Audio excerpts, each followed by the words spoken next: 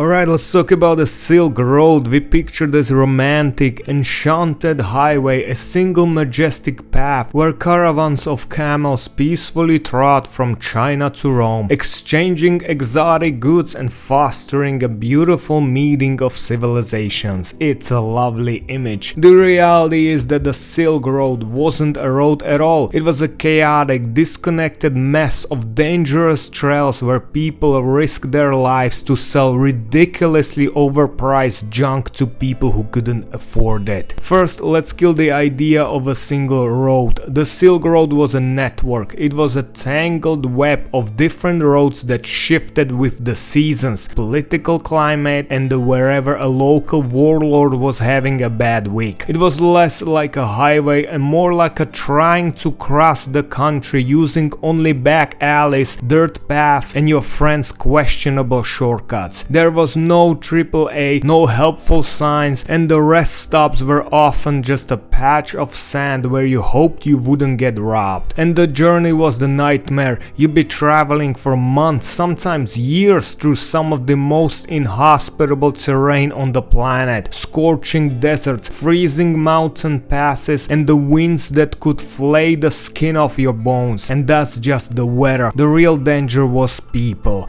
Every stretch was controlled by someone who wanted to take your stuff. Bandits, greedy toll collectors, and local princes who saw your caravan as a walking ATM. The Silk Road wasn't a trade route, it was the series of shakedowns connected by camels. So what was this precious cargo they were risking life and limb for? Mostly it was a luxury goods for the top 1%. The most famous item, of course, was silk, a fabric that was so valuable in Rome that it was literally worth its weight in gold. Senators were passing laws trying to stop people from spending fortunes on it because it was seen as a decadent and a drain on the economy. That's like Congress today debating a bill to stop people from buying Lamborghinis. It was a status symbol for the ultra rich, and the only reason it was so expensive was because of the insane journey and dozen middlemen all taking a cut. And that's the key. The price of silk wasn't determined by its quality, it was determined by how many people had to be bribed to get it from A to B. A bolt of silk might start in China at a certain price, but at the time it passed through the hands of merchants in Central Asia, Persia, and finally arrived in Rome, the markup was astronomical. You weren't just paying the product, you were paying for the bandits who didn't rob you, the guards who did protect you, and the camel driver who didn't die of the dysentery. So the Silk Road wasn't this beautiful, peaceful conduit of a culture exchange, it was a brutal, high-risk, high-reward gamble for the handful of professional merchants. It was a global supply chain for the ancient world's version of designer handbags and supercars. It was a bunch of dangerous, dusty roads for overpriced stuff, and the only people who really got rich were the ones who managed to survive the journey.